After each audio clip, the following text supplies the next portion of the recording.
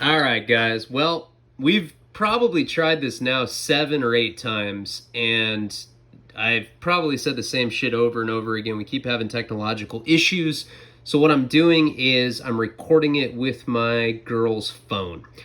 Um, as I've mentioned before, but you guys wouldn't know because I couldn't get it to fucking record. This is a good friend of mine. He's like a brother to me. His name is Sean. I don't remember what I had called him in the series. Sometimes I change people's names just to out of respect for them. You know, not everybody wants their business put out there. But he's the guy that I was in the hole with in Lompoc on my second term. He knew Big Meech. A lot of interesting stuff to talk about. And let's start off by you introducing yourself, and we can take it from there. Okay. I'm Sean Gregory. I did time for aiding and abetting conspiracy to commit armed bank robberies. I got a felon in possession and a 924C, which is the use of a handgun during commission of a violent crime or act.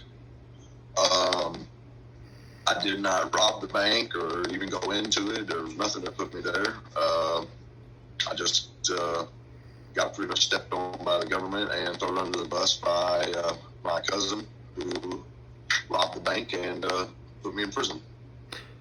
And that's about it. So for those of you, I know the audio is having some quality issues. I don't even give a fuck. We've tried like every which way to try to rectify this issue. That's why I don't have guests on that often, because I always have issues like this. I have shitty Wi-Fi, I live in a desolate place. But anyway, what he's saying is he was with his cousin when his cousin robbed a bank. You didn't know that your cousin was robbing the bank, is that right? Right. Okay. And so what happened? You guys just pulled up and he went inside and robbed the bank at gunpoint? Yeah, he went in, and then when he come back, he robbed the bank. After that, I took him to another town over and dropped him off, and didn't see him again until after our arrest. And he was my baby cousin. Like, I changed his diapers and stuff. And he didn't tell you that he was going to rob the bank? He just rolled up to a bank and robbed it? I mean, he talked about robbing a bank and everything, and he just got out of prison for robbing a bank. And I'll be honest, I mean, like, I've said so many times, I didn't really know. I kind of knew, but I really didn't take him seriously. I didn't think he was going to rob the bank in my town. I figured if he was going to hit a bank, it would have been another bank, you know what I mean? And I didn't think he was going to rob that bank. And he did it at gunpoint? Yes, yeah. So, and using a gun. So, and you ended up getting sentenced to what for that? I ended up what? What was your sentence for that? How long? 99 months. 99 months. So that is, what is that, 10 years? 8 years, 4 months. Yeah, that's why I write. I don't know, I suck in math. Okay, so over 8 years, and you served 7 years on there. All right, so yes. Fast forward to what I know that they're interested in, our favorite place, USP Lompoc, which I guess is considered an FCI now, but they never changed the name. Is that right? Or is it still a pen? I don't even know. That's right. What's that? Yeah, it's a medium high. Okay. It's a medium high. Yeah. Disciplinary yard. Yeah, I actually... Lames. A bunch of lame people. I liked the facility. Were you in the unit? Which side were you on? West side or east side? I can't remember the side. I was in the L unit. Okay. I can't remember which side that was, to be honest with you. So I know when you come off to the tunnels, you turn left. And you're originally, somebody had asked me to ask you, you're originally from Kentucky. Which part of Kentucky? Paducah, Kentucky. Paducah, Kentucky. Okay. And I was raised in Hard Money. What's that? A little town called. I said I was raised in a little town called Hard Money. Hard Money? Yep, Hard Money. That's the name of the town. Sounds like a place I want to go, man. That's cool. That was a fucking super lame joke. I immediately regretted saying that right after I said it. But you want to go there. It's a place that when you pass the Baptist church sign that says hard money, you automatically hear deliverance. Ding, ding, ding, ding, ding, ding, ding, ding. A lot of, you ain't from around here, are you? So it's like tattooed up like we are. They wouldn't even recognize me. I wouldn't be welcome. it's super. What is it? Bible Belt then? Oh, super bad. Yeah. Yeah. Okay. Yeah. All right. And I guess everybody wants to know about Big Meech. And that's, man, when I tell people that I met him and that I did time with him at Lompoc, people always trip out like he's some like mystical fucking figure, but we just knew him on like a personal level. So what can you say about Meech? He was in my unit. Actually, we were friends. He's a really good dude. I've seen him help a lot of people. He gets a lot of fan mail. On my birthday, I got to talk to T.I. and I got to talk to Jeezy because of him. You jumped on the phone with young Jeezy and T.I.? Yeah. He would. He called me over to the phone and he's like, "Hilbilly, who's your favorite rapper?" And I was like, "Man, you know Jeezy." And he's like, "Well, come over here and let him say happy birthday to you." And I got to say, he said happy birthday to me. That's cool. And then, yeah. He called T.I. later, and he's a real down to earth dude. But his fan letters and stuff. He was always helping people. Like didn't matter if he was white or black or whatever. But a lot of people in the unit that didn't have much, and he'd give them new outfits and stuff. He was a good dude. He gave me a pair of Cortezes. Yeah. Yeah. Yeah, he was just a nice guy, and I heard were you still in Lompoc when he ended up getting transferred? I heard he got diesel therapy after we were there with him. That had to be in like he got actually ran off. Really? Yeah, because of the you already gone. You know how rumors are there. And he got, I guess, the time cut. I heard he's supposed to be going homeless, and after a year, so he got a pretty big time cut. I think it's called a third-party proffer. Oh, so somebody made a deal with the feds in his behalf? A woman named Tammy. I don't know where. I think she came from New Orleans originally, or something like that, but she was up in St. Louis area. That's what the rumors were, prison. Yeah, I guess I guess he wound up. God, I don't know. He's been to Tucson, Forest City, he's been all over. I think he. Like he's had issues. Phoenix, he got ran off. I talked to the actual guy that ran him off at Phoenix. He ended up at Florence, Colorado, with me. It's too bad to hear, man. That he was a really nice guy, and prison is just. It's such a bitch-ass culture, man. It's the fake. I always tell people it's the fakest culture on planet Earth. I know you just got out a couple weeks ago, but there's really been this thing where like prison channels have become really, really popular. People like hearing about this kind of stuff. They're interested in people like Big Meech. They're interested in hearing people's prison experiences, and that's kind of like I don't consider myself a prison channel. That's why I have butterflies on my. No, that's my girl's phone. But people, I guess, even when I want to talk about all the other stuff I've been through, people always just want to hear about the prison stuff. So I was telling you earlier. I mean, there's an opportunity for you to start your own channel and start talking about prison. What was your experience like with me? I told people the story about how I was supposed to hit you, you were supposed to hit me, and then I was scared of you, and we became really good friends. But what was it like doing time with me? What was your first impression of me? And I told people that you used to hold up, we used to hold up thong shots of girls for each other and jerk off.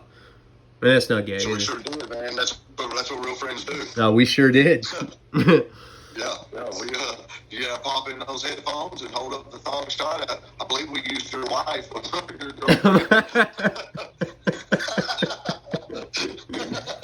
I think that's all we had. Let's clarify. That's all we had at the time. Yeah, good times, good times. But yeah, my impression of you was, man, you're just a really good dude. You're the only person that I've met, and I've done a state bid and a federal bid, that's ever kept his word on everything he's ever said, and who's the realest motherfucker I've ever met. Like, if you say you're going to do something, you do it. And on the flip side of that, if someone says that they're going to do something with you or for you, then you expect you hold them to the same thing. I always respected that about you. Oh, well, I appreciate that, man. And Your dad, man, even you had him writing me and stuff, and that always meant the world to me. yeah, you know what's funny about that? I was up in Santa Barbara probably like 2 weeks ago. I didn't even know you were home yet. And I found a letter that you had written. I guess you had written me, or maybe you'd written my dad, but it hadn't been opened. So I opened the letter. You probably wrote this shit in like 2016, or maybe it was like 2017. I think you were still at Lompoc, so it had to be 16, right? Yeah. And yeah, I remember I read it and I was like, I felt bad that I'd never gotten that letter. You were asking for articles and stuff like that, but Yeah.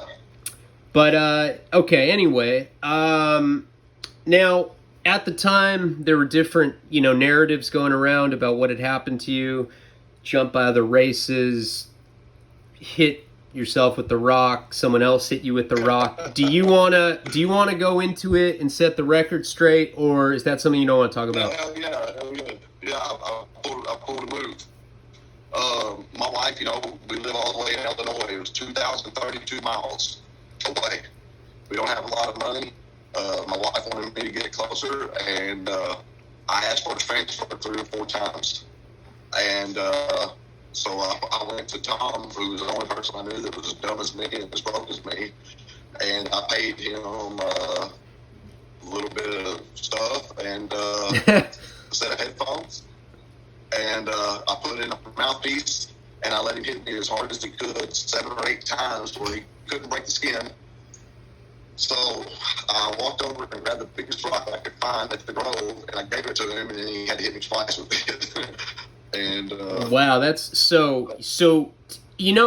What's really weird about that is Tom had told me that, right? He showed me his finger, like he broke his finger, and he told me some crazy ass story, right? But I never knew that I just learned that tonight.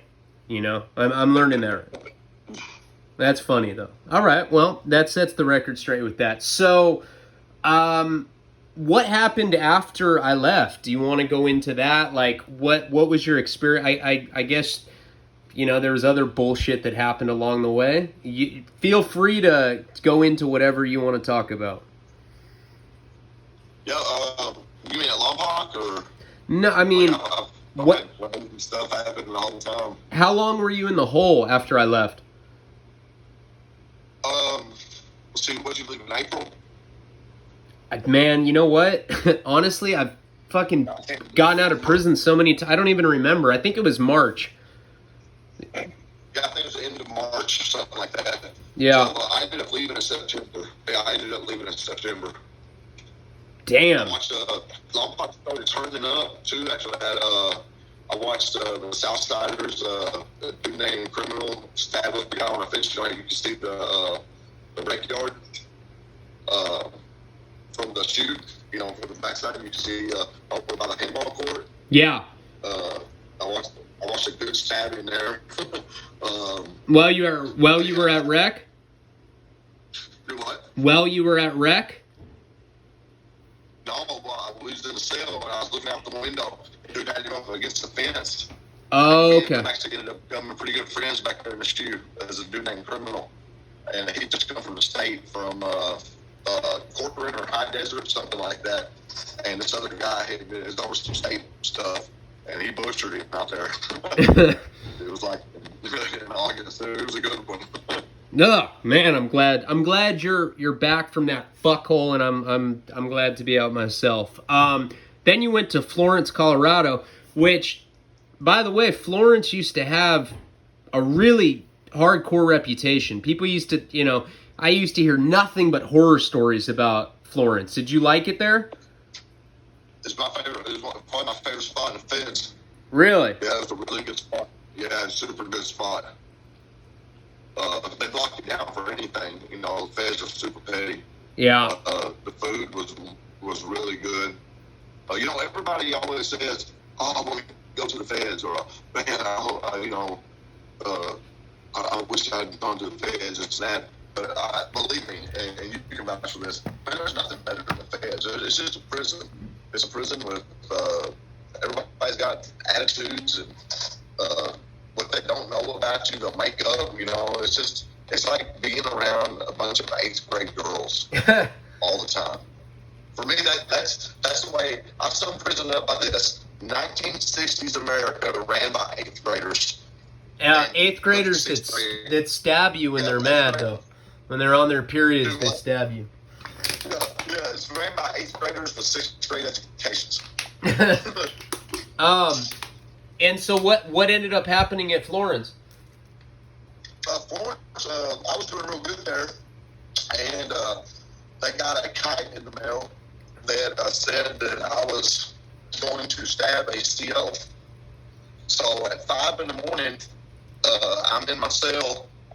You know, I always got up really early, and I was doing some boxing, and I was looking out the window, and I see all these people coming in, and I'm like, holy shit, somebody's getting ready to get to business.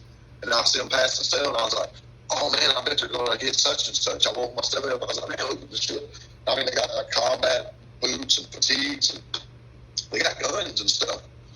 And I watch them, and then they disappear. And then next thing I know, they fucking throw a grenade into the door, like their door pops. They throw a grenade in there, concussion grenade. You know, everything's like ringing in my ears. They slam me up against the wall, and they took me over to R&D, me and my cellie, and started running us through X-rays and stuff like that. Tear our room apart, and we was in there like 12 or 13 days, and so I get a shot for 104, which is a knife shot. Well, it was for a piece of, I don't know if you can see this, how big it is. It was for a piece of ceramic about this big, like 4 inches. About the size of my dick? When I got thrown out of DH, it was like 4 inches. And so they said that it was a knife. It was like 4.5 inches. Well, my fist is wider than that. Like, if I gripped it, it wouldn't even show out of my hands. And that's how we shot. So I was ready to come back out, and the Aryan Circle car wouldn't let me back out because I had left my knife, which we all made these together. The actual guy who was running the car for them with a New Mexico guy, and he was a white guy. And they said I left it in the car, so I kind of got victimized by some fake politics, as Trump would say. And we all made them together, like, you know, it was like we all did it together. And so wait, the Mexican dudes with the Aryan culture dudes? The Aryan Circle, yeah. Or the Aryan Circle? Yeah. It was a couple of white dudes. A dude named Stranger, really. He was in Nuevo, you know, New Mexico, and you know, which is pretty much their yard. Well, he brought the stuff, and we all made it together. You know what I'm saying? And so he had the stash spot. He was in the 6th man. You know what I mean? He had the stash spot. It was just a way. Tucker owed me money. He owed me like $200, and that was his way of not paying his debt. That's just the way people do. But I mean, I know you've had this thing. That's that 9 times out of 10, the person who's running a yard or something is usually the biggest dope fiend. But I talk about that all the time, man. The people that are running these yards are fucking junkies, you know. And hey, I'm not above it. I'm a fucking cold dope fiend, but you know, it's like, yeah, I talk about that. At least you keep it 100, though. They don't, you know. That's just what it is, you know. I'm a dope fiend too, but yeah, know, I'm not gonna lie about it. Yeah, there's a lot of fake shit going on in prison. Okay, so then. You were gone, and then where'd you go after that? I went to Beaumont, Texas. Oh my God, Bloody Beaumont. How was that? It was bloody. I put in work so much that if you want to look here, my hand is completely deformed. I believe it. You see the knuckles are all dented in and gone here. You can see the boxers fracture right here. You can see, and they don't fix you whenever you're there. It was a trip. How long were you there? And, almost 16 months, like 15 and a half months. And then I went to Beckley, which I was only there at Beckley for like 4.5 months, 5 months. At Beckley, we got into it with the DC car, which is nothing but DCs there. And then, DC black guys? 3 of us. DC blacks? Yeah. Oh, yeah. Okay. Yeah. Okay. Not dudes in the feds. Yeah, not a very popular group of people. No. And then I got sent to Memphis, Tennessee, which is where I left from, and they consider snitching there. They call it getting down. Like there's a whole different culture there. What do you mean getting down? That's what they call it. They don't call it snitching. They say, "Oh man, he just got down on you. He got down before you got down." That's what they call it. Like, they're proud of it. What? And man, they're always gunning down the COs and shit. It's a weird place. It's the weirdest place. Talk about that. My channel loves jerking off stuff. So they know what gunning is. Okay, so listen, you don't walk up to the windows there of certain group cells without knocking on the door first and asking, "Hey, are you busy?" Because they're gunning that much there. Like, the shoe is full, like where most yards, the shoe's full of check-ins. There, the shoe is full of 205s. Which, for those of you that don't know, that's the code for a shot. A 205 is a jerking off, a masturbation shot. I didn't even know that. I've never even... What? So, if you get caught gunning a CO down, it's a 205? Oh, yeah, that's the shit. Like, if you show up in Victorville or any... Beaumont or anything, you're totally getting hit for it.